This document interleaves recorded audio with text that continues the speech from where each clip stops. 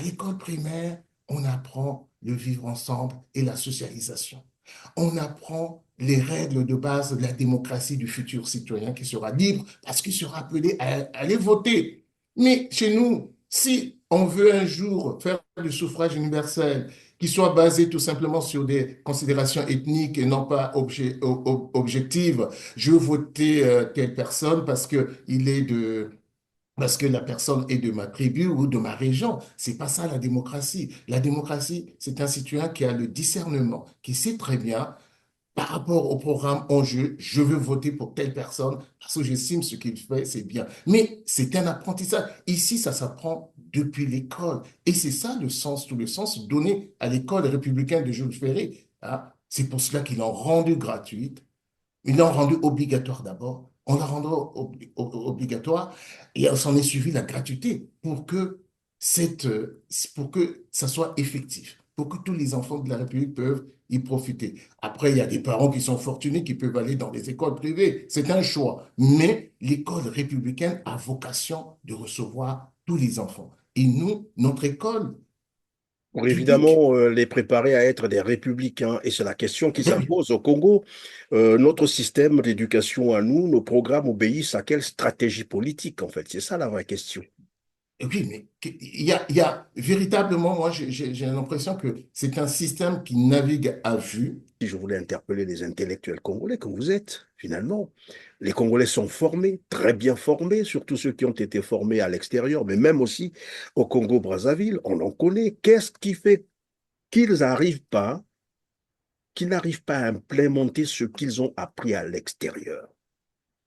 Pourquoi n'arrivent-ils pas à implémenter cela au Congo-Brazzaville? Mais, Et quand vous ils savez, arrivent au monsieur, Congo, c'est comme si, on ne sait pas comment appeler ça, un trou noir. Lorsqu'on arrive là, tout le monde se ressemble désormais. Mais qu'est-ce qui se passe oui, concrètement? oui, oui, oui, tout à fait. Mais monsieur Perrin, je prends une image qui me semble significative. Vous voyez, vous avez un panier de tomates. Il suffit d'une tomate pourrie que Ah, les ça. autres tomates finissent par pourrir aussi.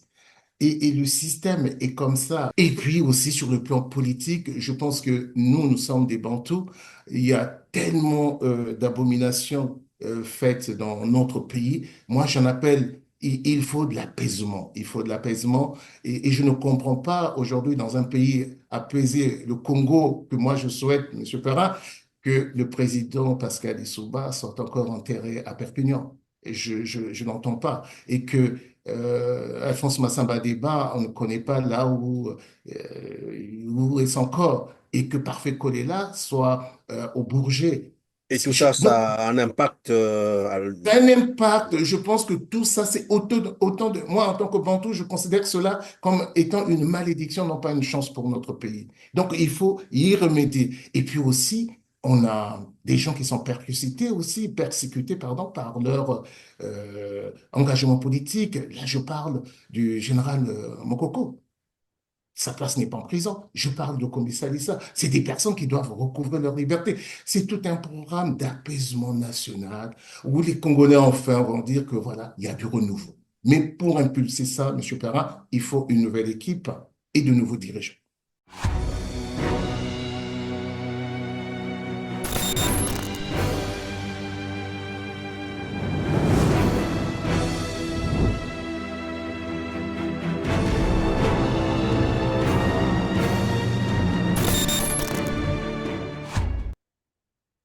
Bonjour, mesdames, messieurs, fidèles internautes. Le droit à l'éducation de qualité, comme vous le savez, est garanti pour tout le monde sans aucune discrimination. Les États ont donc l'obligation de protéger, respecter, de mettre en œuvre le droit à l'éducation. L'éducation, comme vous le savez, mesdames, messieurs, vous qui nous suivez à travers le monde, est un droit humain fondamental dont le but est de sortir les hommes et les femmes de la pauvreté, de réduire les inégalités et d'assurer bien entendu un développement durable. On en parle aujourd'hui avec Maître Geoffroy Balonga. Bonjour, Maître. Bonjour, Monsieur Christian Perrin. Je vous remercie de votre invitation et du travail que vous faites pour éclairer l'opinion congolaise et internationale sur ce qui se passe dans notre pays. Merci, Maître Balonga, d'être avec nous sur R7. Docteur en droit, vous êtes avocat au barreau de Paris. Vous intervenez tant en matière de conseil que de contentieux, principalement au droit des étrangers et de la nationalité. Ancien membre des Assises, trésorier de l'association Violence Enfants Africains. Vous êtes aussi ancien enseignant, vous avez enseigné pendant 16 ans dans des écoles françaises. Aujourd'hui, nous allons parler de l'éducation au Congo-Brazzaville. Mais avant, je vous propose de suivre ce reportage qui porte sur la rentrée scolaire 2024-2025 au Congo-Brazzaville. Ensuite, nous reviendrons sur le plateau pour le commentaire. Suivez. École primaire Joseph Moutabala, 7e arrondissement Filou. Sur 850 élèves attendus pour ce premier jour de la rentrée scolaire, à peine 7 qui se sont présentés au niveau de cet établissement. C'est le cas de Dieu merci. Élève en classe de CP1, seul élève dans la salle en compagnie de sa maîtresse, en attente depuis plus de 2 heures, des autres apprenants. Les parents, ils n'ont pas encore acheté les cahiers par rapport aux sacs, donc ils ont dit que je dois patienter la semaine prochaine, que je dois commencer la rentrée. C'est mieux que je vienne d'abord pour venir voir la salle et pour venir d'abord, soit d'abord pour réviser avec les autres.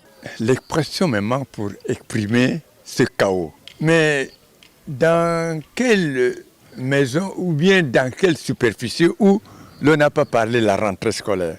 Les parents sont au courant, mais je ne comprends pas pourquoi les enfants ne sont pas là. Là, nous avons moins de 10 enfants pour tous les établissements. C'est vraiment triste. Bon, j'estime que demain, après-demain, nous allons retrouver l'ambiance. Le climat délétère le premier jour des classes s'expliquerait à la confusion qui plane dans le mental d'une frange des élèves en rapport à la date officielle de la rentrée. On était un peu confus de la date de la rentrée parce que certains disaient que c'était le 7, certains disaient que c'est le 2. Mais je suis venue pour venir vérifier.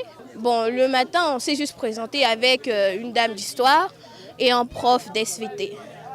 Nous ne sommes pas tellement nombreux parce que, disons qu'on a payé en retard. Les parents n'ont pas pu acheter les sacs, les cahiers, donc c'est maintenant qu'ils sont en train de faire tout ça. Même constat à l'école primaire Pierre Mayindou, 30 octobre 1984, Angola Libre et CGM Filou, où quelques élèves en classe de 3e regroupés dans une seule classe n'ont pas dérogé à la règle. Et on est vraiment content de retourner à l'école, mais malheureusement, il n'y a pas beaucoup des élèves ici dans la salle parce qu'on a payé en retard. D'autres parents n'ont pas encore acheté des kits scolaires pour d'autres enfants.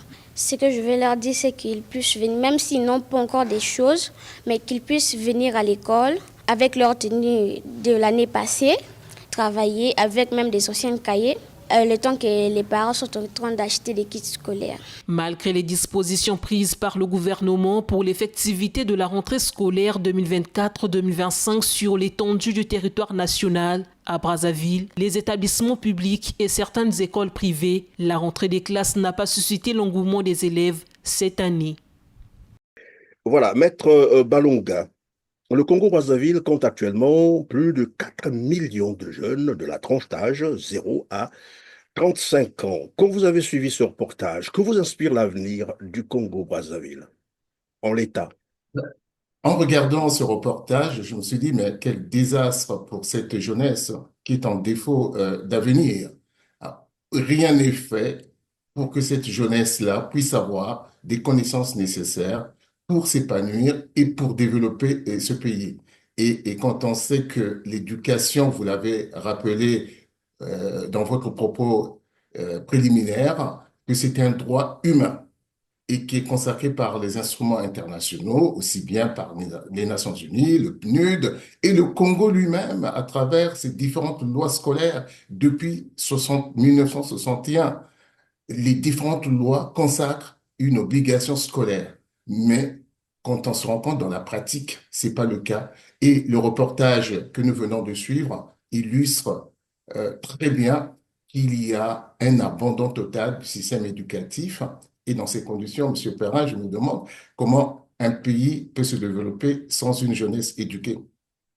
Oui, mais quels sont donc les éléments qui vous permettent évidemment de penser que c'est un désastre lorsque vous suivez ce reportage? C'est un désastre parce qu'il y a une sorte d'abandon du système éducatif. Rien n'est fait. Et quand on voit pour cette rentrée scolaire, là, on est vraiment au milieu urbain, Brazzaville, hein, où il y a une forte densité de la population. Et quand on voit une école de 850 élèves, mais à la rentrée, il n'y a que un élève ou deux élèves avec un enseignant, on se dit, mais ce pays va à la déroute. Et c'est factuel, hein. Là, on n'est pas dans la spéculation qu'on n'aime pas le système, mais l'élément factuel montre bien que le système, l'éducation est le parent pauvre au Congo et que les autorités ne s'en occupent même pas pour investir, parce que l'école, c'est un investissement à long terme. Former une jeunesse, c'est prévoir l'avenir. Et on sait très bien que, M. Perrin, aujourd'hui, dans le monde, les pays qui se développent très vite, ce sont des pays qui ont des bons systèmes éducatifs, comme les pays nordiques et la Corée du Sud. Mais nous, si on abandonne notre éducation, comme c'est le cas actuellement, ben, on n'y arrivera jamais. Le pays va stagner et va vers l'abîme. Alors là, certains diraient que c'est encore le premier jour de la rentrée scolaire et que probablement, avec le temps, progressivement, les enfants vont regagner finalement leurs écoles et puis bon, voilà, et la rentrée sera effective. Est-ce que c'est suffisant pour parler d'une rentrée scolaire à réussir?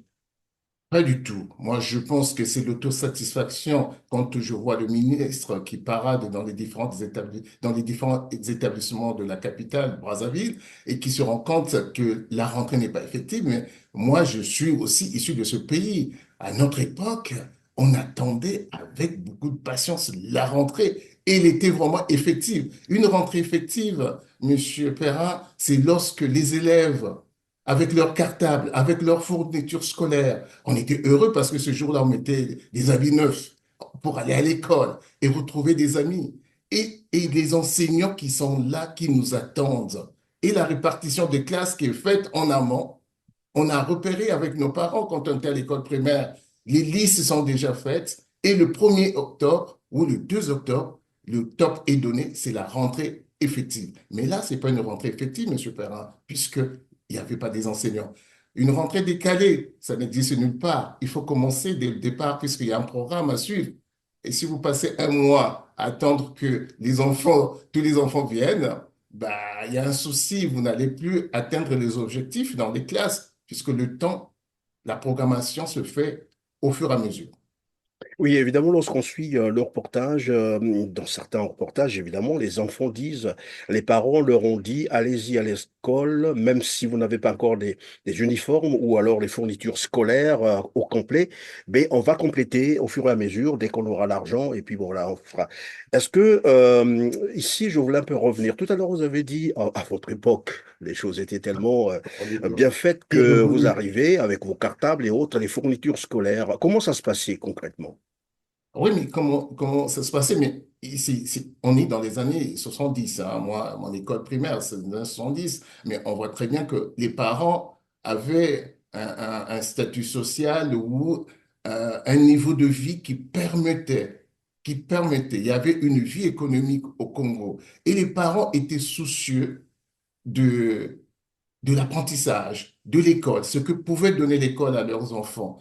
Ils n'attendaient pas le jour J pour acheter des cahiers. Moi, on avait des cahiers bien avant. Dans le quartier, entre copains, on se parlait. Oui, moi, j'ai eu déjà mon livre Mamadou Jaune, Mamadou Bineta, le syllabaire. On avait déjà des ouvrages. Ou soit qu'on prenait des aînés qui étaient passés bien avant nous dans ces classes, mais où les parents achetaient des ouvrages neufs pour nous. Mais là, monsieur Parent, on se voit très bien. Moi, je comprends les parents, la difficulté des parents. Le pays va très mal.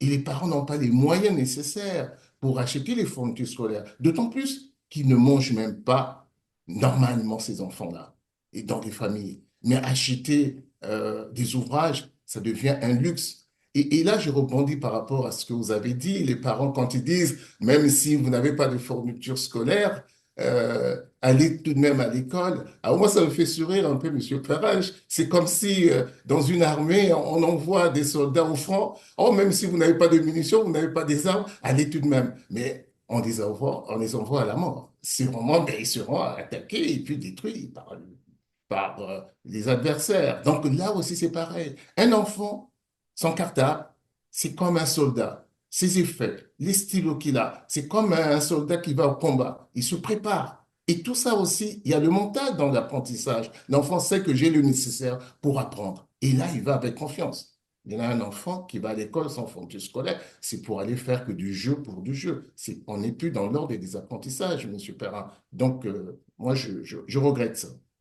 Évidemment, on reviendra tout à l'heure sur les conditions d'apprentissage, les enfants qui partent à l'école parfois affamés, qui ne savent même pas s'ils Eh auront oui. quelque chose à mettre sous la dent Ah oui, tout jusqu'à à la fin fait. de la journée. Nous y reviendrons tout à l'heure, mais je vais m'intéresser un peu sur le cadre scolaire. Dans ce reportage, vous avez vu, je ne sais pas si vous avez remarqué que finalement, c'est un espace ouvert, hein, tout le monde.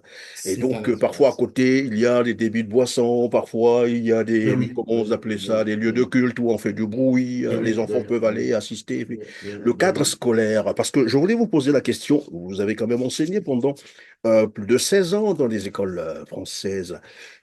C'est quoi? Qu'est-ce qu'on peut appeler par éducation de qualité d'abord? Et on reviendra sur le cadre scolaire.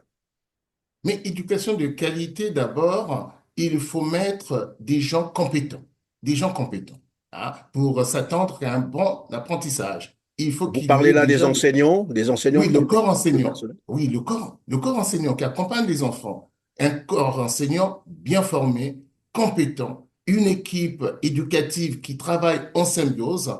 Dans tous les cas, Monsieur Perrin, ici, moi, l'expérience que j'ai de l'école primaire, quand à la rentrée, même avant la rentrée, il y a une pré-rentrée des enseignants, où les enseignants se retrouvent par niveau. Ceux qui sont au CP se retrouvent dans une salle, ceux qui sont en CM1, CM2 se retrouvent, ils élaborent en commun comment ils vont diriger l'année qui va suivre. Qu'est-ce qui va faire quoi? Parfois même, on arrive à des mutualisations, puisque entre nous, à l'école primaire, on enseigne toutes les matières. Et parfois, il arrive qu'un enseignant est plus doué, par exemple, dans les langues.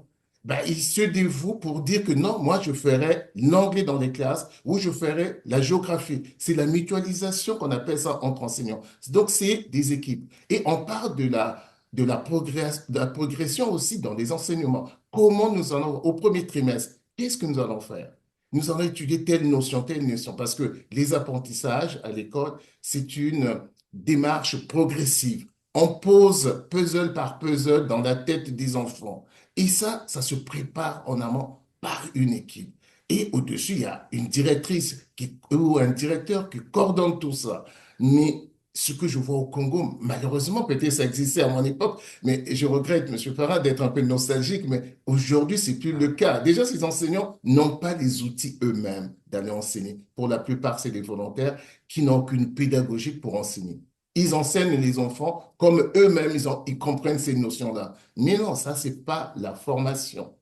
Donc, recréer des équipes compétentes et qui travaillent avec des moyens aussi qui vont avec, je pense que c'est ça le gage d'une bonne éducation ou d'un bon enseignement. Et là, sans parler du cadre. Après le cadre, aussi c'est chaotique, hein. Peut-être vous allez embrayer sur le Oui, cadre évidemment, lorsque je parlais du d'environnement. cadre tout à l'heure, je vous ai dit que c'est trop ouvert un peu partout, donc Mais chaque oui, mais ils enfant sont trop après, ouverts. il y a même C'est un des passage passants à... là, voilà, Mais qui oui, peuvent. mais oui, et oui. Et moi, j'ai vu des écoles où c'est une voie passante, et il y a même des scooters qui passent. Alors moi, je loue vraiment le décret de concentration de nos enfants. Comment, autour de ce désordre, de ce bruit-là, comment ils arrivent à se concentrer pour être à la disposition de l'enseignant? Parce que dans l'acte d'enseignement, il y a un fait fondamental, c'est la disponibilité mentale de l'enfant. L'enfant, quand il est en classe, il doit se rendre disponible pour être à la disposition de son enseignant. Mais si il est un peu, disons, distrait par des bruits extérieurs, hein. Il arrive des fois même un fait, peut-être pas anecdotique, un enfant qui est sorti de sa classe parce que voyant sa maman traverser la cour. Voilà. Ça, mais voilà, c'est des faits comme ça, on en arrive Oui, là, monsieur évidemment, Perrin. c'est risible. Moi, on peut en rire, mais vraiment, c'est Ouais, triste d'ailleurs c'est d'apprendre tout triste. cela. Vraiment, Et c'est là, triste. je voudrais un peu qu'on revienne sur la discipline, parce que là, on a vu, c'est le premier jour, la rentrée scolaire, comme on appelait ça chez nous, le 1er octobre. Mais on voit bien comment le cadre est entrouvert. Tout à l'heure, vous avez dit, parfois, il y a des voies passantes. Mais après, lorsque les élèves arrivent à l'école et constatent qu'ils peuvent entrer de partout, il n'y a pas de clôture. La surveillance d'abord, la discipline, parce que moi je me souviens, lorsqu'on partait à l'école, vous arrivez, il y a un portail et il y a un monsieur qui était toujours là. Bon, parfois c'était une dame, Mais dès qu'on le voyait devant le portail, on se disait, bon, on fait comment? On vient d'arriver en retard, qu'est-ce que ça va donner? Et puis, on s'inquiétait tout de même. Et donc, il y avait cette influence. Or, là, nous avons des écoles non clôturées où les gens peuvent entrer de partout. Ils peuvent arriver à n'importe quelle heure. Et d'ailleurs, même l'heure n'est pas respectée parce que finalement, il y a des enfants qui arrivent à 10 heures, 11 heures, 12 heures, alors que les cours ont déjà démarré. Et tout ça, ça entre dans le cadre de la discipline. La discipline. Lorsqu'on a un cadre comme ça, est-ce que réellement on peut parler de l'école? Ou bien c'est fait exprès? On ne peut pas parler de l'école, Monsieur Perrin, puisque l'école, c'est pas tout simplement quatre murs et un toit, comme on a semblé le dire au Congo dans les années 70. L'école, c'est un cadre, ce ne sont pas de l'éducation nationale, c'est un cadre d'éducation où on apprend, c'est vrai, les connaissances scolaires, mais où aussi on apprend aussi le savoir-vivre, le savoir-être aux enfants. La discipline, ça s'apprend dès le jeune âge. Mais quand on a 5 ans, 6 ans, M. Perrin, on n'a pas appris à être ponctuel. Mais à 20 ans, 15 ans, quand on sera même un cadre, on va être comme ça, ne pas respecter aussi les horaires, parce que dès l'origine, mais ça n'a pas été imprégné dans la tête des enfants. Donc, je pense que c'est un manquement grave. Une école, on ne va pas faire des écoles, des sanctuaires pour les fermer hermétiquement, mais tout de même, il faut qu'il y ait des horaires. C'est la discipline. Bon, on se rend compte un enfant qui vient à 10 heures, mais va troubler ses camarades qui sont déjà en train de travailler. Hein. Et comment il va faire pour rattraper ce qu'il n'a pas fait? Et d'où vient-il? Et pourquoi il est en retard? Et où est la responsabilité parentale dans tout ça? Et ici, un enfant qui vient en retard une fois, deux fois en Europe, mais le parent est convoqué le lendemain pour savoir ce qu'il en est. On va savoir. Est-ce qu'il est malade? Est-ce que les parents sont toujours là? Parce qu'il y a une responsabilité tout de même de l'école de veiller sur ces enfants-là et d'alerter les pouvoirs publics aussi, puisqu'ils sont en lien. Si un enfant ne vient pas, peut-être qu'il y a un souci à l'école, il y a une maltraitance, est-ce qu'il a bien mangé? Voilà. Et tout ça, moi, quand j'étais enseignant ici, je surveillais ça aussi pour mes élèves. Leur bien-être était garanti par l'enseignant et puis par l'école. Mais ce n'est pas le cas chez nous, ce que l'on voit, M. Perrin. Euh, Oui, vous avez dit tout à l'heure, à l'école, on apprend aussi le savoir-vivre, le savoir-être. Et là, moi, je reviens toujours sur ce reportage parce que finalement, c'est j'allais dire, c'est un spécimen, c'est-à-dire beaucoup des écoles sont comme ça. Au Congo-Brazzaville, les gens peuvent le constater, hein, on n'est pas en train de raconter, comme qui dirait, des choses en l'air. C'est des faits, c'est des faits. Et donc, ici, ma question, c'est de savoir au Congo, qu'est-ce que nos enfants vont apprendre à l'école? On a parlé de la discipline, du savoir-vivre, savoir-être. Et lorsqu'on regarde l'état des bâtiments, on regarde l'état d'abord de l'école environnement, avec les herbes un peu partout, les bâtiments non renouvelés, qui sont dans l'état que vous avez vu là, avec voilà, des peintures qui datent des décennies. En fait, on étudie dans un environnement insalubre, totalement insalubre. On va aussi peut-être parler des toilettes qui n'existent pas. il y a Quand qui un n'existe enfant pas. va apprendre dans un tel cadre, qu'apprend-il concrètement? Ben, moi, dans ces circonstances-là, M. Perrin, parler d'un enseignement de qualité, je doute fort. C'est pas possible parce que les conditions ne sont pas réunies. Mais quand on part d'abord sur ce qui est fondamental, les enseignants qui sont pas du tout formés, qui n'ont pas de pédagogie et qui s'agacent même parce que l'acte d'enseigner, quand on n'a pas la pédagogie, on peut s'agacer très vite parce que vous utilisez des moyens qui sont empiriques, parce que c'est ce que vous pensez être vrai à transmettre aux enfants. Et souvent, j'ai des anecdotes. La fois dernière, quand j'étais au Congo, ben, un de mes neveux arrive à midi, il est frappé par l'enseignant. Il est frappé par l'enseignant. Et moi, je suis estomaqué. Et à l'époque, j'enseignais encore en France. Je lui dis, mais pourquoi? Non, mais parce que il expliquait, la maîtresse expliquait, et que mon neveu lui posait sans cesse des questions.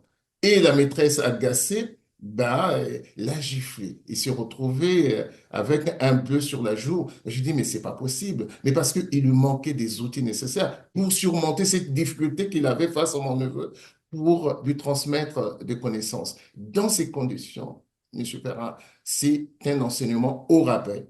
On ne peut pas s'attendre à quelque chose. Hein.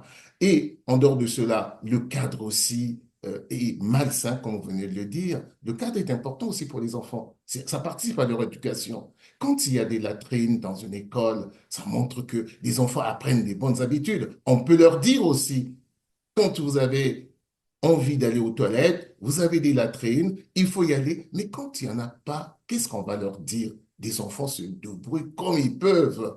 Et ça devient un peu un monde primaire, hein, où on se retrouve derrière. Ben, aujourd'hui, dans nos établissements scolaires au Congo, il ne faut pas aller derrière les bâtiments scolaires. Parce que ben, on va retrouver tout un spectacle odieux. Hein, parce que les enfants, Et et les même enfants les enseignants, étudient dans des classes où ils hument un peu toutes ces odeurs qui remontent. oui, ben, tout à fait, tout à fait. Avec la forte chaleur, on est dans un pays où il fait tellement chaud et tout ça, bon, on voit très bien avec le passage, les conditions d'apprentissage dans nos écoles ne sont pas réunies, monsieur Perrin. On ne peut pas parler d'un enseignement de qualité si tout simplement une école occupationnelle pour ne pas que les enfants restent dans des quartiers. On les envoie comme ça à l'école le temps qu'ils reviennent. Mais on n'en tirera aucun profit, aucun bénéfice pour le pays, puisque la formation est dégradante, n'est pas à la hauteur de ce que peut espérer un pays comme le Congo qui a vocation à se développer. Mais quand on forme très mal sa jeunesse dès le départ, on ne peut pas s'attendre au sommet d'avoir des cadres exemplaires qui ont la probité morale et qui vont gérer le pays. Et d'ailleurs, on le voit bien. On le voit bien. Et c'est la société qui va en souffrir. Alors, maître, vous avez parlé tout à l'heure des enseignants qui n'ont pas une formation pédagogique avant d'aller enseigner les enfants. Et ma question était de savoir, est-ce que le fait d'être diplômé peut faire de quelqu'un un bon enseignant? Parce Pas que du c'est tout. le Pas constat qu'on du fait tout. au Congo-Brazzaville. Les Pas enseignants, du tout. ce sont des finalistes, parfois des gens qui ont été à l'université, qui ont des masters, qui ont des licences, voilà, ils ont des maîtrises. Et quand ils ont fini, non pas de boulot, ils se retrouvent enseignants dans des écoles un peu partout. Voilà pourquoi je vous posais la question de savoir, est-ce que le fait d'être diplômé fait de vous un enseignant, un bon enseignant? Pas du tout. Pas du tout.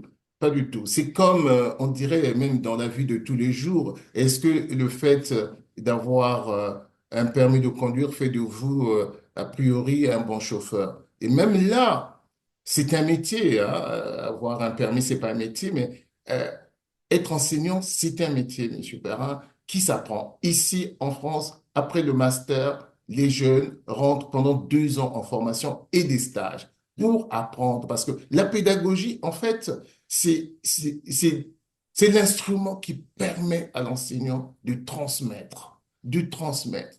C'est bien, on a été finaliste, on a des connaissances scolaires, on a réussi ses études, mais vous n'êtes pas un enseignant. Parce que pour être enseignant, vous êtes en face des enfants. L'acte d'enseigner requiert des... Il faut avoir des prérequis. Comment je vais enseigner telle notion? On n'enseigne pas une notion comme ça. Vous arrivez, vous posez la table de multiplication. L'écriture, par exemple, pour prendre un exemple aussi simple que l'écriture à l'école. Mais pourquoi? L'apprentissage d'écriture, elle est progressive, Monsieur Perrin. Quand on commence en maternelle à faire du coloriage sans dépasser, à faire des bâtons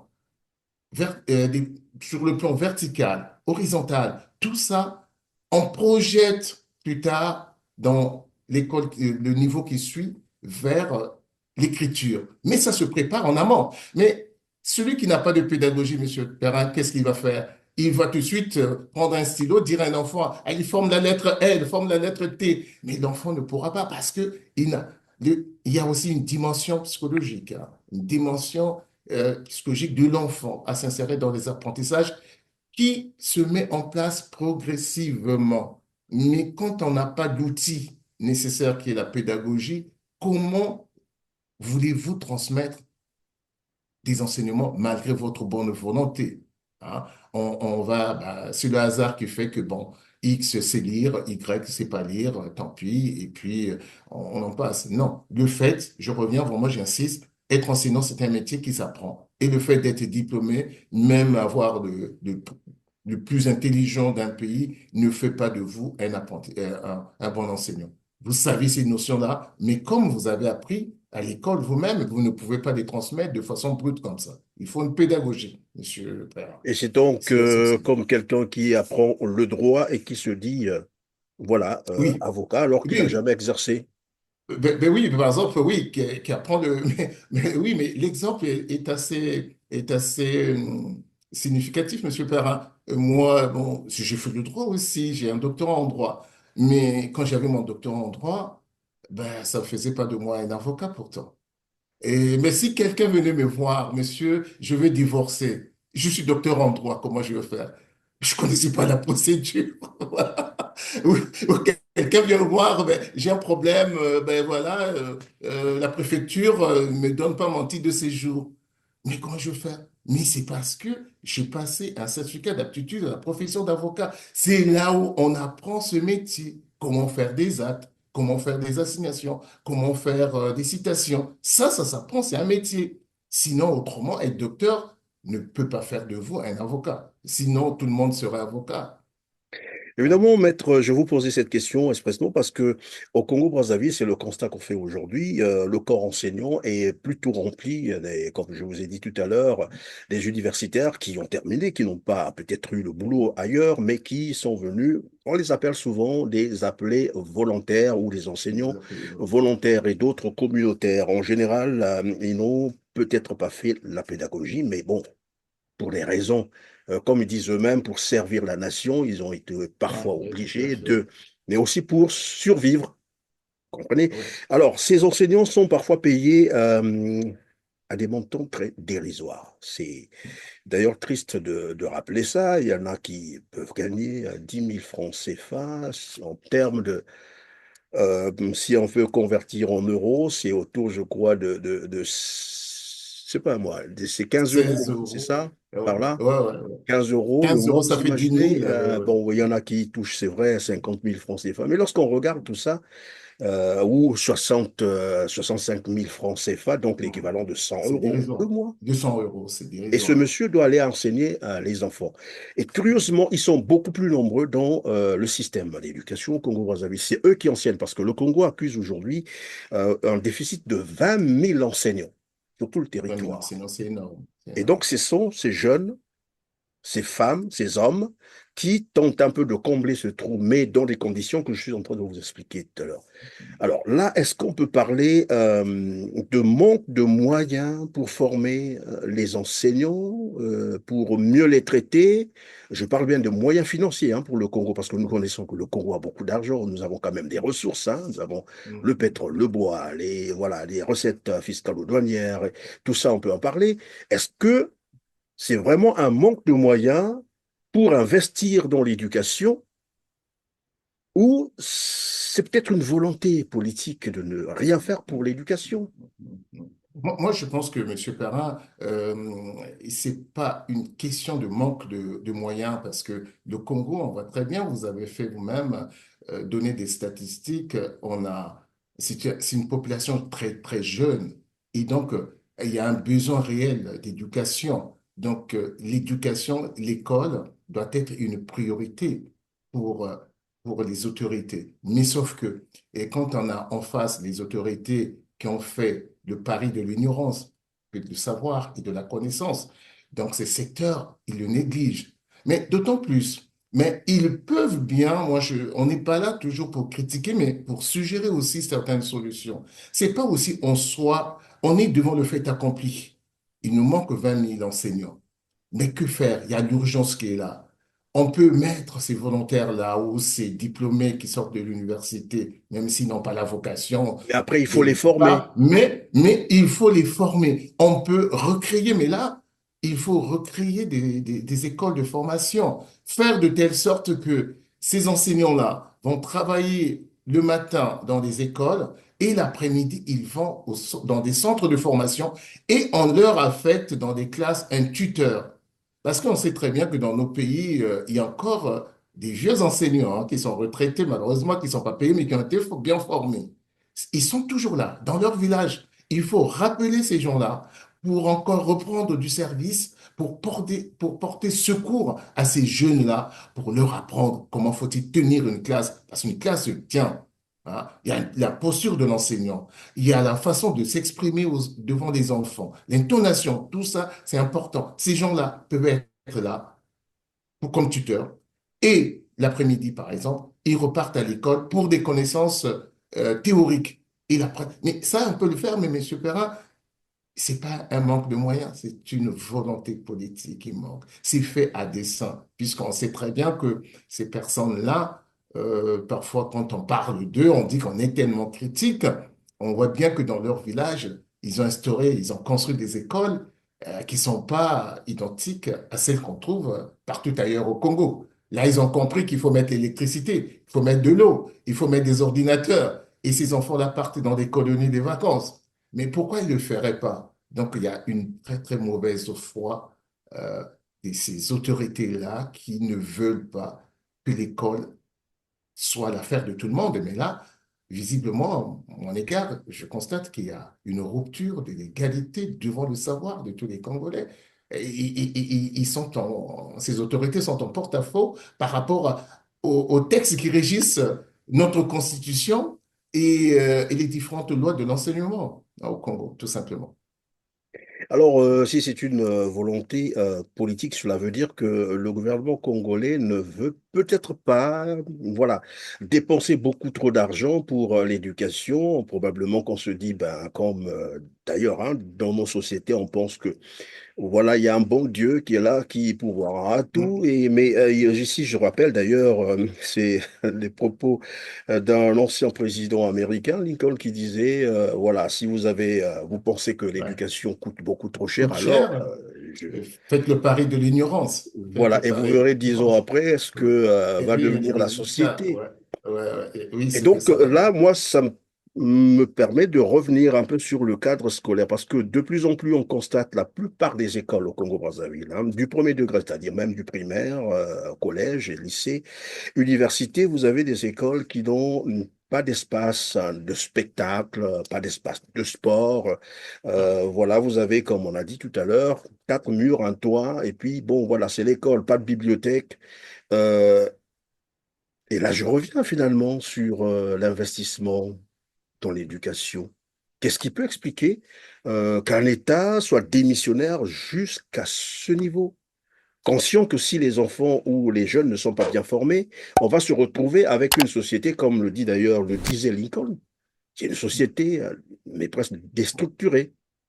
Mais oui, mais et ça montre la mauvaise foi de ces autorités. Parce que pour citer Condorcet qui disait qu'après le pain, une fois qu'on a mangé, l'éducation, c'est le premier besoin d'un peuple. Il y a un besoin d'éducation parce que quand vous avez un peuple ignorant, un pays ne peut pas se développer.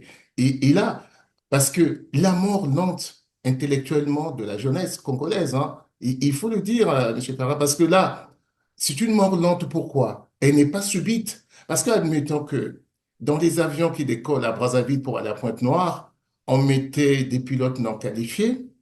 Le résultat, la catastrophe est vite arrivée, hein. Là, ça se voit. Mais à l'école aussi, ça paraît diffus, mais à long terme, on va en récolter les résultats qui seront désastreux. Parce que le jour où les choses vont changer positivement, qu'on veut remettre cette jeunesse-là, ben, il va falloir repartir sur 20 ans, 30 ans. On a des jeunes ben, qui n'ont pas les connaissances de base, ne serait-ce que pour apprendre des métiers comme la menuiserie, comme la maçonnerie. Ça sera impossible. Donc, c'est le risque, cette mort diffuse, lente de la jeunesse congolaise mal formée, qui n'est pas vraiment instruite. Et je pense que ça va ça va poser des problèmes. Ça pose des troubles sociaux un jour. Ça sera comme l'explosion de quelque chose qu'on a gardé longtemps et comme un volcan, hein, quand il jaillit, ben, ça Évidemment, devient on pourrait peut-être aussi parler d'une bombe à retardement parce que une lorsque bombe à retardement. Voilà la jeunesse n'est pas le formée, terme qu'on vient. évidemment, la conséquence, c'est qu'on se retrouve avec une administration totalement voilà, déstructurée, corrompue, comme on l'assiste Voilà, aujourd'hui. voilà, tout à fait. Oui, on peut dire Tout à quelqu'un fait. a été formé, mais allez-y voir ce qui se passe dans l'administration congolaise. On a là Congolaise. une illustration, évidemment, euh, Ouais. d'un personnel ou des jeunes qui sont passés par...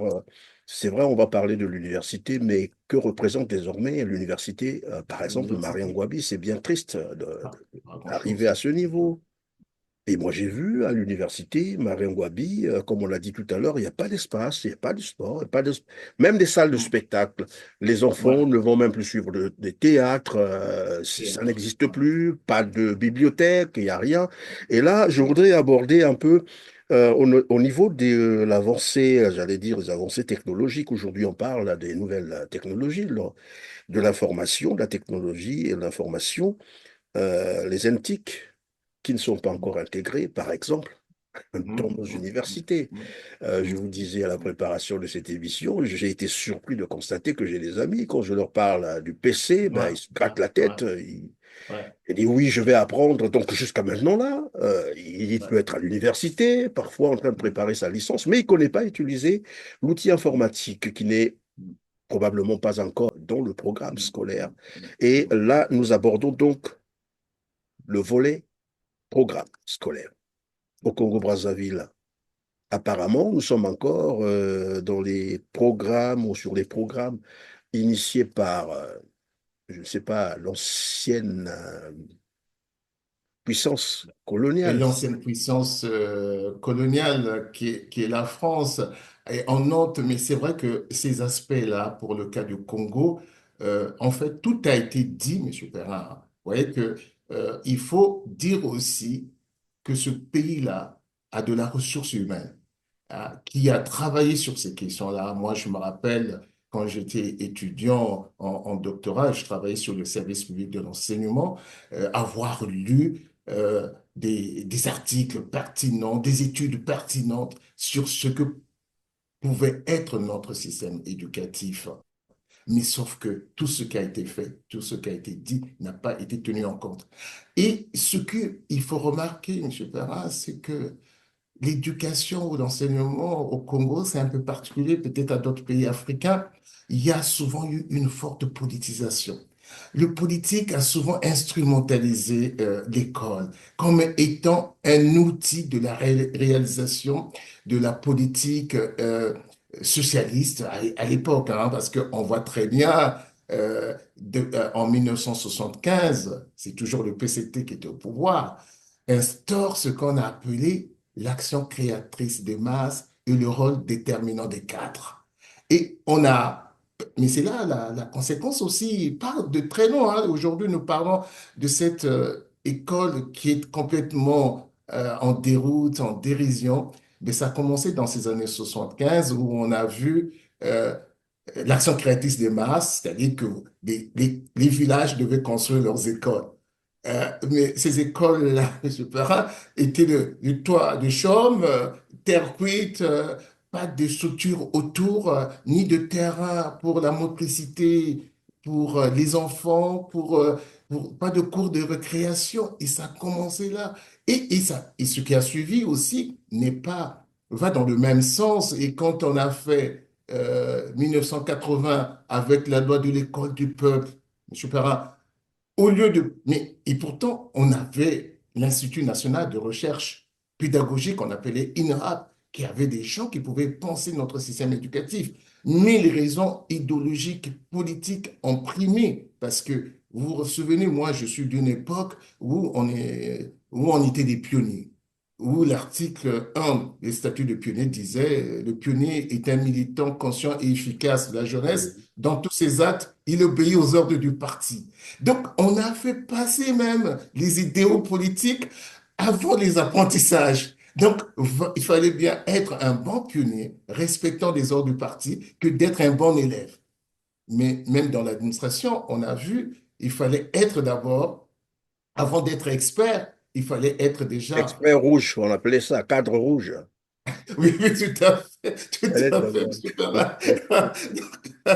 Il fallait d'abord être un cadre rouge et après d'être expert.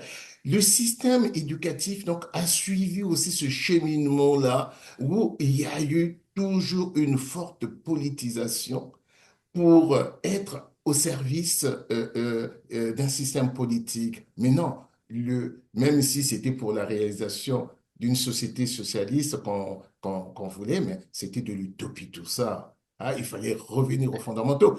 Oui, c'était Et on voit de très bien. l'utopie. Alors, Et quand on est sorti de là, M. Perrin, au lieu de réfléchir, bon, on sort de la conférence nationale parce que là, on est dans une ouverture, 91, on revient aux idéaux de la libération de l'enseignement. Et là, on devait faire attention pour partir sur des bonnes bases, pour réfléchir.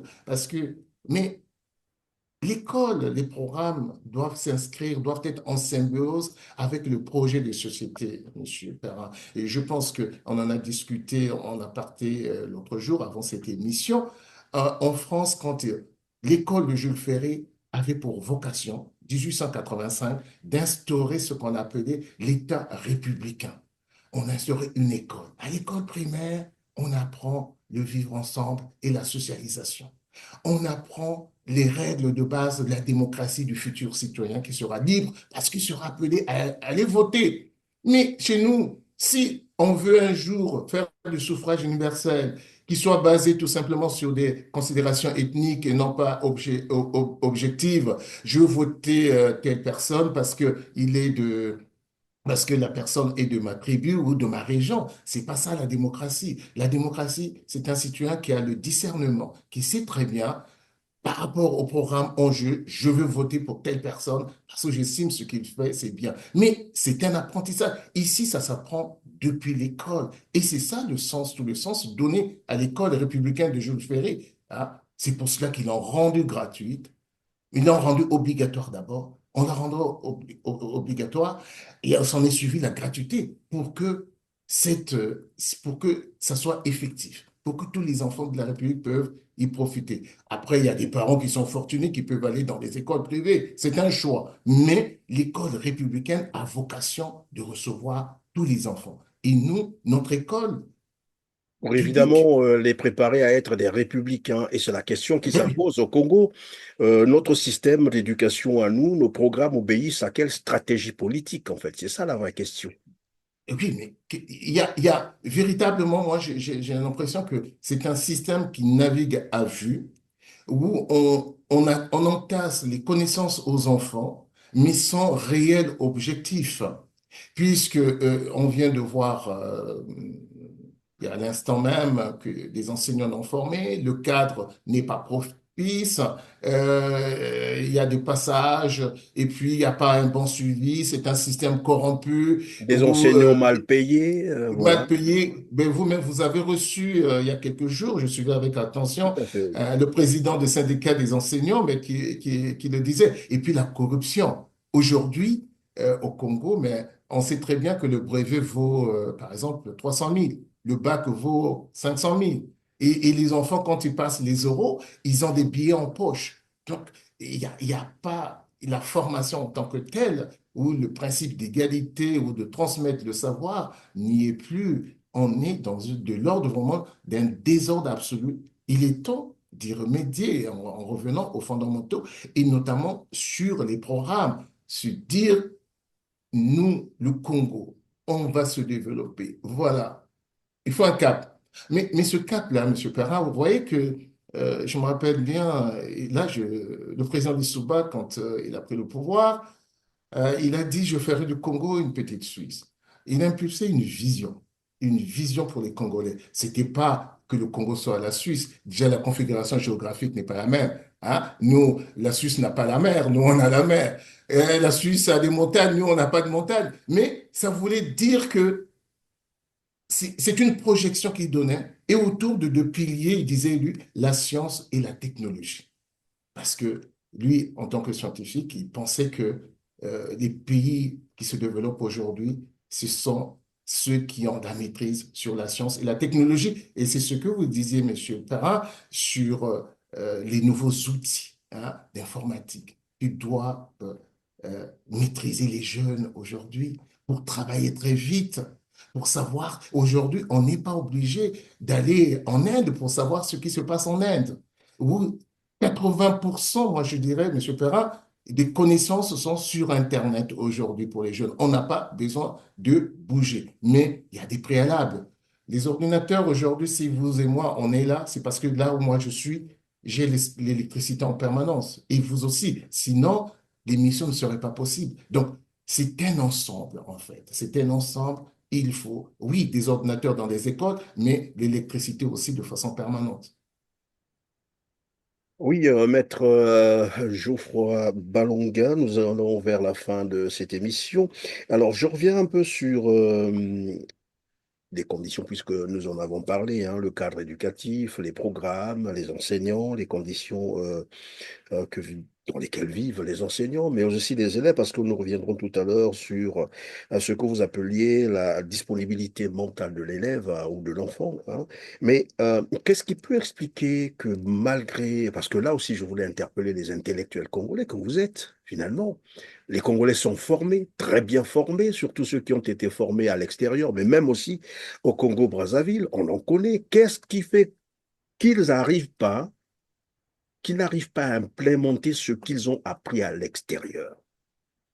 Pourquoi n'arrivent-ils pas à implémenter cela au Congo-Brazzaville? Mais, Et quand vous ils savez, arrivent au monsieur, Congo, c'est comme si, on ne sait pas comment appeler ça, un trou noir. Lorsqu'on arrive là, tout le monde se ressemble désormais. Mais qu'est-ce qui se passe oui, concrètement? oui, oui, oui, tout à fait. Mais monsieur Perrin, je prends une image qui me semble significative. Vous voyez, vous avez un panier de tomates. Il suffit d'une tomate pourrie que Ah, les ça. autres tomates finissent par pourrir aussi. Et le système est comme ça. Quand vous arrivez au Congo, vous êtes seul, vous êtes happé par ce système-là qui vous tire par le bas. Le système n'est pas en soi performant. Le système est fait de telle sorte qu'il y a tellement une inertie, ça vous tire par le bas, quelle que soit la bonne volonté, ou soit vous vous insérez dans ce système-là, comme font moi, j'ai pas mal d'amis qui sont partis là-bas, hein, qui rentrent dans le système et puis qui profitent. Et puis les bonnes idées, les bons débats à Paris, on devait construire le Congo, ben, on met ça de Oui, côté, évidemment, on moi, je vous vit. posais cette question, maître Balonga, c'est parce que je sais que, par exemple, dans le gouvernement congolais, hein, ils sont nombreux qui ont appris à l'extérieur. Oui, oui, mais c'est évident. Mais ils ont fait ce pari de desservir le pays, justement, en entrant dans ce système-là. Parce que vous entrez dans ce système-là. Ce système a des règles, monsieur Perrin. Il est là. Le travail, les résultats, c'est ça la paix. Vous marcherez. C'est la vision. Tout ce qu'on fait, c'est sa vision. Voilà.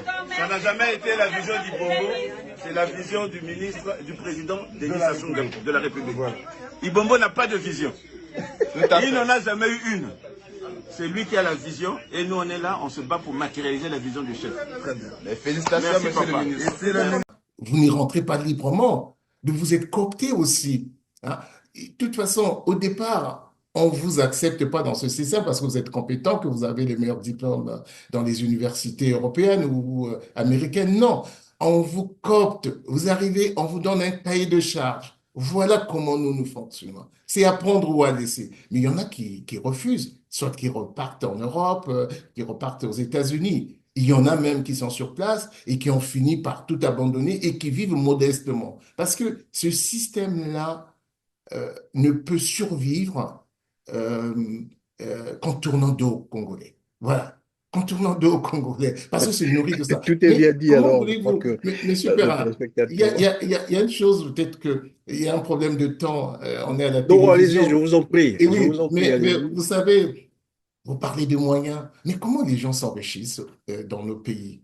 Être ministre, vous avez un salaire. Ça ne vous permet pas de vous enrichir. Être directeur d'une grande institution, vous êtes fonctionnaire, ça ne vous permet pas de vous enrichir. Mais l'enrichissement qui est devenu insolent de certaines personnes, c'est parce qu'ils captent l'argent de l'État. Cet argent qui devait servir à l'éducation, qui devait servir à rafraîchir les murs, qui devait permettre à clôturer les établissements. Par exemple, ici, moi, je vois bien en France, pendant les écoles primaires relèvent de la compétence de la commune. Mais pendant la rentrée, nous, quand j'étais enseignant, on faisait une liste de doléances dans la classe où je suis. Il y a deux ampoules qui ne marchent pas, il y a des prises qui ne marchent pas, et on vient les changer. C'est ce qui se passe ici. Mais cet argent au Congo existe, monsieur. Parce que dans des lignes budgétaires, on verra bien que tel argent va, mais l'argent est happé parce qu'il y a des gens qui sont là et qui n'arrivent pas dans les écoles. Et ces gens-là, même si intelligents, ils préfèrent avoir des 4x4. Ah, ils ont fait ce choix-là. Ils ont été cooptés par ça. Et en privé, ils le disent, hein. Moi, j'en rencontre parfois en privé. Ils disent, ah, ce qui se passe là, c'est pas normal. Il n'y a même pas de route, il n'y a même pas. Moi, j'ai dit, mais, mon cher ami, mais vous en êtes responsable. Comment vous avez la chance de venir vous soigner ici.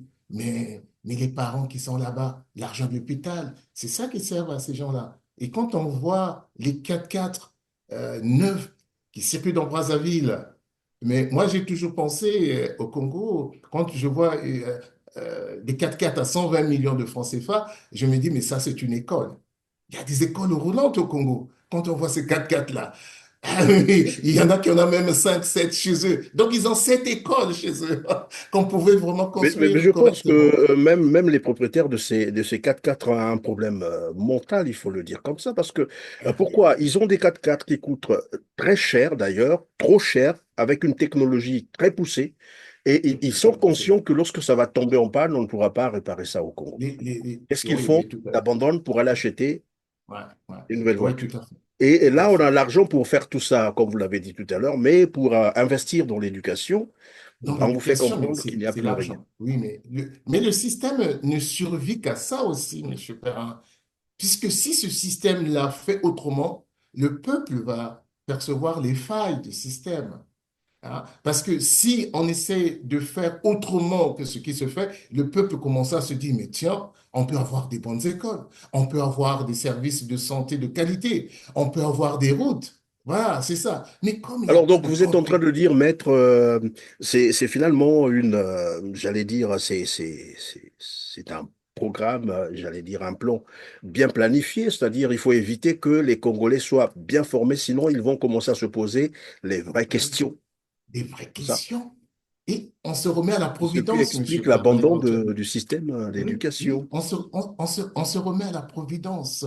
Quand on voit bien, et demain peut-être, on verrait bien au Congo, il y aura plus d'églises que d'écoles, parce que les gens ne croient plus Plus de en la débit de vie. boissons en plus. Ah oui, mais des débits de poissons. Là, je lisais dans le dernier numéro de la semaine, la dernière livraison de la semaine, où c'est marqué, malgré la crise, la bière coule à flot. La bière coule à flot.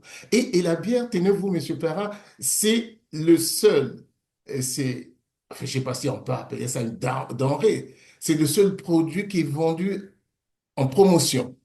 Vous achetez 4 ngok, vous avez 1 000 francs. Donc, Elle coûte moins cher que l'eau oui, minérale. oui, tout à fait. Tout à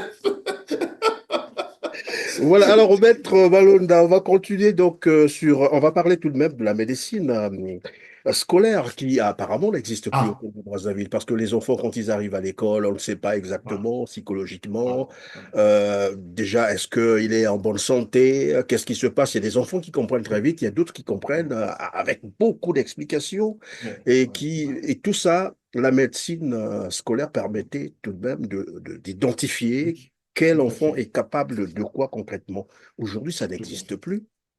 Ben, ça n'existe plus, Monsieur Perrin, mais c'est un manque cruel pour les établissements scolaires. Moi, je me rappelle bien, on parlera toujours de l'époque. On va dire que mais il est rabat-joie, ce monsieur, il parle de l'ancien temps. Mais oui, mais s'il y avait des choses positives qui ont été faites et que c'était fait au Congo, mais on peut encore les faire.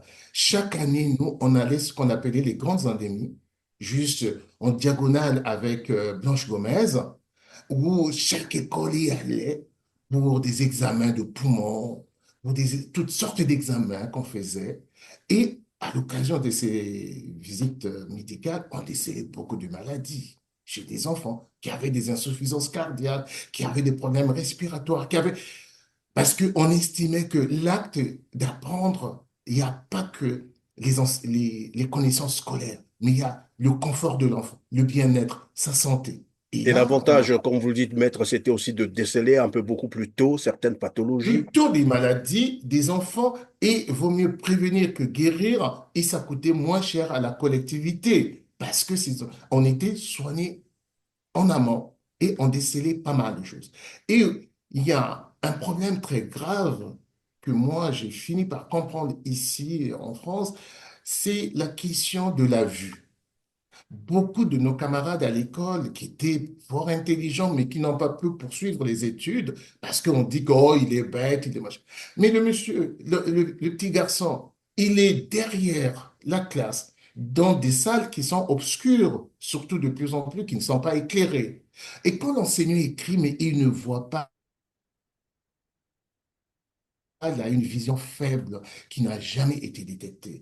Personne ne s'occupe de ce petit garçon-là et il finit, ou cette petite fille, hein, peu importe, et il finira par être exclu de l'école parce que on dira à l'époque qu'il est bête. Mais non, pas du tout, parce que cette médecine-là n'est pas là pour identifier les problèmes auxquels font face les enfants. Il y a des enfants qui sont dyslexiques, qui voient les lettres, le P, le P et le B, ils confondent tout ça. Mais il faut un suivi réel. Il y a des formateurs qui doivent être dans les écoles en remédiation pour prendre en charge ces jeunes-là, avec des enseignants spécialisés pour prendre en charge les préoccupations de ces jeunes-là. Hein. En orthographe, il y a des enfants qui n'arrivent pas. Mais comment faut-il faire? Et en lecture, comment faut-il faire? Il y a aussi des aspects à voir en lecture. Parce que lire, c'est donner du sens, Monsieur Perrin. Il ne suffit pas de lire à travers ses yeux. Lire, c'est comprendre. Un enfant qui lit, qui ne comprend pas, il ne sait pas lire, hein, en réalité. Hein, il y a les deux. Lire, c'est donner du sens. Mais après, il y a des enfants qui ne donnent pas du sens. Ou il y a des enfants qui ont une lecture difficile, qui en ont encore. Hein, au lieu de dire papa, il dit papa, papa. Donc, syllabe par syllabe. Mais il faut les inciter à travers des mécanismes en remédiation scolaire pour que ces enfants apprennent bien. Et c'est ce qui se fait. Pour soulager la difficulté, quand même, on ne se rend pas compte qu'un enfant qui peine en classe, c'est un enfant qui est en difficulté psychologique. On ne se rend pas compte.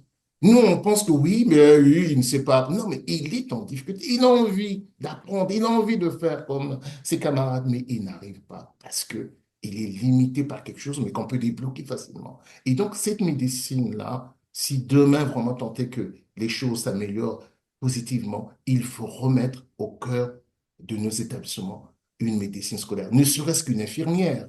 Et là, pour voir la vision des enfants, pour voir la motricité des enfants, comment leur posture, ça compte. Et puis refaire aussi les tables bancs qu'on a. Vous voyez qu'ils n'ont pas de dossier, Monsieur Ferrand. Vous et moi, on est en train de faire cette émission. On est assis confortablement avec un dossier.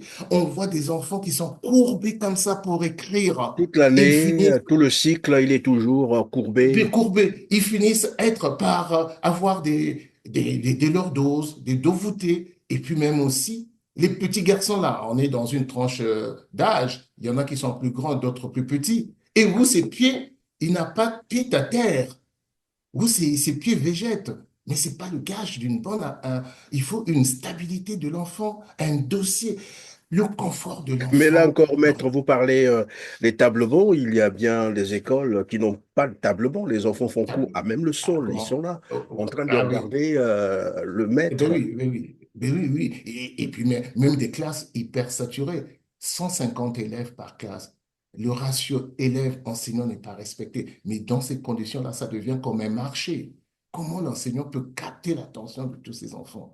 C'est impossible. Et le Il y a une ratio dimension. normal serait de combien? Combien d'élèves? Mais moi, je pense qu'à la limite, on arrive à avoir des classes de 30 élèves par enseignant, encore dans des grandes classes, hein. Mais dans les petites classes, CP, il faut, parce que pour les discipliner, c'est difficile. En CM2, ce sont des enfants qui ont déjà une habitude scolaire, qui ont déjà appris à se tenir correctement. Là, on peut arriver 27, 28, 30. Mais dans les petites classes, en CP, moi, je pense qu'il nous faut une vingtaine d'élèves pour que l'enseignant soit à même de leur transmettre. Parce Et que quand vous vous retrouvez avec une classe où vous avez au moins 200 élèves, que faites-il? eh bien, c'est pas de l'enseignement. C'est pas de l'enseignement nulle part. Ça n'existe dans un pays sérieux. C'est pas de l'enseignement, Voilà, monsieur maître. Perrin. Alors, on va terminer. Ça sera probablement la dernière question. C'est sur ce que vous avez appelé par la disponibilité mentale de l'enfant. Alors, il y a des enfants qui vont à l'école, ils sont affamés, ils ne savent pas s'ils vont trouver de quoi manger, nous l'avons dit d'entrée de jeu. À côté de la faim, comme qui dirait, donc être affamé, il y a d'autres conditions, par exemple, qui peuvent nécessiter que l'enfant soit en capacité d'apprendre quoi, par exemple? Mais en capacité d'apprendre, il y a l'école, il participe, mais il y a aussi l'environnement familial. Il faut qu'il soit dans un cadre apaisé.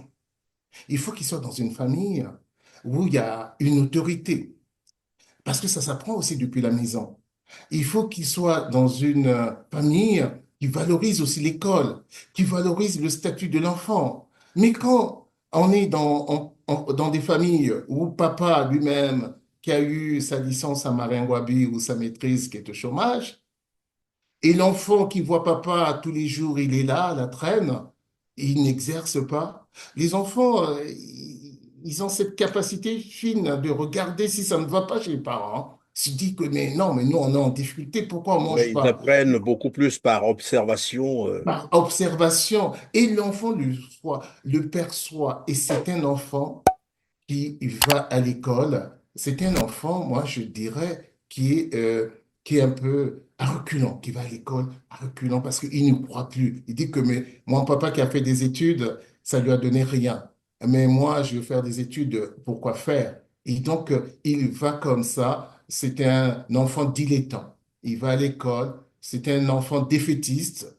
Il voit sa défaite scolaire déjà qui s'annonce parce qu'il ne voit pas de perspective.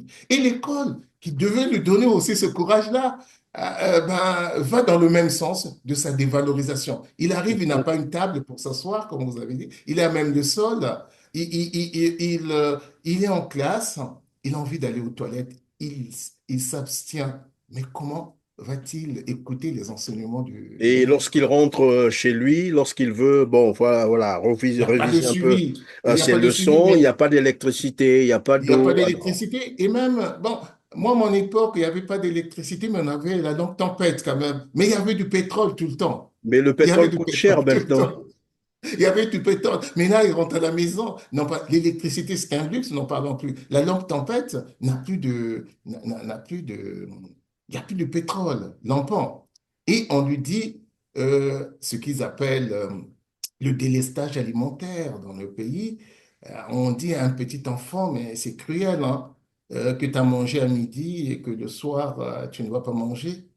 Ben, comment cet enfant-là, il est au CP, il apprend la lecture, comment faut-il apprendre? Donc, moi je pense qu'il y a des aspects au niveau de la société ben, par ricochet, avec un impact sur la famille et l'école, c'est vraiment le point d'achèvement vraiment cruel pour nos enfants, quoi, où ils retrouvent des conditions de délabrement matériel terribles, mais qui ne les permettent pas euh, d'apprendre sereinement et utilement. Donc, je pense que c'est sur ces registres-là qu'il faut travailler. Mais demain, si vous me permettez, Monsieur Perrin, Je vous en prie. de conclure, si ou peut-être vous avez encore des questions à me poser Non, ou c'est vous bon, vous pouvez conclure. C'était pour vous Ouais, on laisser peut le temps de conclure, conclure. parce que sinon on peut rester une éternité sur ces Bien questions-là. entendu, Moi, oui. je pense que le problème à saisir, Monsieur Perrin, c'est que l'école dont on vient de brosser le tableau, il est sombre, hein, ce tableau de l'école congolaise. Mais il faut dire, l'école, ce n'est qu'une institution sociale. Si cette école est en crise, c'est que la société elle-même qui a généré cette école ne va mal aussi. Hein. Hein. Donc, le Congo aujourd'hui, M. Perrin, ressemble à une valise sans poignée. Donc, insaisissable. Insaisissable. Parce qu'il n'y a pas de prise, il n'y a pas de poignée. Et parce qu'il manque un leader visionnaire. À travers cette vision que peut impulser un leader politique, tout va s'inscrire dans ce cadre-là. Parce que lui, il voudra un bon enseignement. Il voudra des soins de santé de qualité. Et les Congolais, aujourd'hui, ont perdu confiance en l'État. Il faut réhabiliter l'État du Congo, Brazzaville, M. Perrin. Moi, je pense que c'est un impératif en mettant en place un État qui protège. donc qui assure la sécurité des habitants, un État qui soigne, parce qu'il y a des structures de santé, un État qui éduque, parce qu'il y a des écoles, comme nous tous, on souhaiterait avoir des écoles équipées avec les infrastructures qui vont avec. Donc là, dans ce cas, il faut une urgence que cet État-là, que moi j'appelle de tous mes voeux, comme me disait Jean-Luc Maleka, lui, il me disait souvent que le Congo, il m'appelait Justin, hein, notre prénom, Justin, le Congo a déraillé.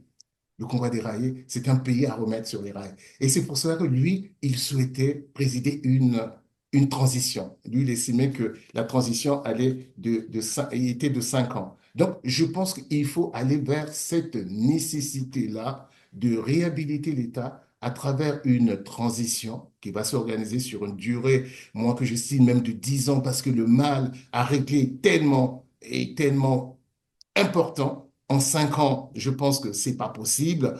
Il faut prendre des mesures de confiance En fait, qui vont maître, vous êtes en train résoudre. de dire que l'espoir est encore permis, c'est ça? L'espoir est encore permis, mais avec d'autres équipes, avec d'autres systèmes, avec de, avec d'autres personnes qui viendront, qui ont, qui ont une vision du Congo où les intérêts stratégiques des Congolais vont être le fil conducteur. On fait cela parce que le Congo va dans ce sens-là. Et le seul critère, Monsieur Perra, ça sera la compétence. Ça sera la compétence. Hein. C'est ça. C'est pas des critères de cooptation parce que vous venez, vous êtes de ma région ou parce que vous paraissez beau, je vous prends. Non, c'est la compétence. Hein. Hein, c'est la compétence. Et sur le plan institutionnel, il va falloir, c'est un long programme parce que je suis aussi un Oui, militant mais politique, donc c'est je déborde important, un c'est peu. important. Il faut instaurer un système. Le système qu'on a, il est trop conflictuel. Le système institutionnel qui a été copié, c'est ça sur la France, M. Perrin. Et d'autant plus, c'est étonnant, la France, c'est le seul pays en Europe qui élit son président au suffrage universel, ce qu'ils font. Mais c'est parce que eux, c'est l'idée, c'est la volonté d'un homme, De Gaulle, qui est hors pair en France, et qui a voulu que le président soit élu au suffrage universel. C'est le seul président. Ailleurs, ça ne se passe pas comme ça. Mais on n'est pas dans la même configuration historique, politique, économique que la France. Mais pourquoi adopter un système chez nous dans une société qui est déjà fracturée, segmentée? L'élection du président de la République, M. Ferrat, fait découvrir les fissures de la société congolaise. Donc, il faut qu'on arrête. Il faut qu'on ait un système de présidence collective, comme c'était pour le cas de Youlou. Hein, je vous vois sourire un peu. Youlou était président, mais il avait 2 vice-présidents, notamment au Congo et titulaire. Il faut qu'on revienne vers ça. Hein. Des personnes qui seront choisies à partir de leur expérience, de ce qu'ils ont fait concrètement dans la société pour le bien-être des Congolais. Et moi, je ne crois pas sur un système calqué sur le modèle français et une assemblée, il n'y aura qu'une seule chambre qui est très limitée, M. Perrin. On n'a pas besoin d'avoir un Sénat et puis comme ça se fait aujourd'hui, 50 personnes, ça suffit. Et ces 50 personnes-là auront leur métier, M. Perrin. Ça, c'est pas des gens qui vont faire d'être députés comme un travail. Non, ils auront des indemnités quand il y a des sessions parlementaires. Quand il n'y en a pas, parce qu'il est ouvrier, il travaille dans le chantier, parce qu'il est chef d'entreprise, parce qu'il est enseignant, il aura sa paye d'enseignant. Et puis aussi sur le plan politique, je pense que nous sommes des Bantous. Il y a tellement d'abominations faites dans notre pays. Moi, j'en appelle, il faut de l'apaisement. Il faut de l'apaisement. Et je ne comprends pas aujourd'hui dans un pays apaisé, le Congo, que moi je souhaite, M. Perrin, que le président Pascal Lissouba soit encore enterré à Perpignan. Et je n'entends pas. Et que Alphonse Massamba Débat, on ne connaît pas là où est son corps. Et que Parfait Kolela soit au Bourget. Et tout ça, Donc, ça a un impact. ça a un impact. Je pense que tout ça, c'est autant de... Moi, en tant que Bantou, je considère cela comme étant une malédiction, non pas une chance pour notre pays. Donc, il faut y remédier. Et puis aussi, on a des gens qui sont persécutés, pardon, par leur engagement politique. Là, je parle du général Mokoko. Sa place n'est pas en prison. Je parle de Kombi Salissa. C'est des personnes qui doivent recouvrer leur liberté. C'est tout un programme d'apaisement national où les Congolais enfin vont dire que voilà, il y a du renouveau. Mais pour impulser ça, M. Perrin, il faut une nouvelle équipe et de nouveaux dirigeants. Il faut une nouvelle équipe, des nouveaux dirigeants. En tout cas, merci, Maître Geoffroy Balunga, d'avoir été avec nous. Je rappelle que vous êtes avocat au barreau de Paris, ancien membre des Assises, trésorier de l'association Urgence Enfants Africains. Vous êtes aussi ancien enseignant dans les écoles françaises. Ça a été un grand plaisir pour nous de vous avoir finalement reçu sur R7. Et je pense que ce n'est pas la dernière fois. On reviendra encore pour d'autres questions. Merci, M. Christian Perrin. Merci à R7 et merci beaucoup à vous, M. Perrin, pour tout ce que vous faites pour éclairer les Congolais et l'opinion internationale sur ce qui se passe dans notre pays. Bonne continuation à vous. Et je vous en prie, merci, mesdames, messieurs, vous avez compris que nous sommes à la fin de cette émission. Merci de nous avoir suivis. Les petits gestes d'encouragement, vous les connaissez déjà. Cliquez sur le petit pouce en l'air juste en bas de la vidéo. Partagez massivement cette interview. Permettez-nous d'atteindre un plus grand nombre de téléspectateurs. Et dites-nous en commentaire, évidemment, ce que vous pensez du système d'éducation au Congo-Brazzaville. Sur ce, on se dit au revoir et à très bientôt. Merci. À très bientôt. Merci. Merci beaucoup.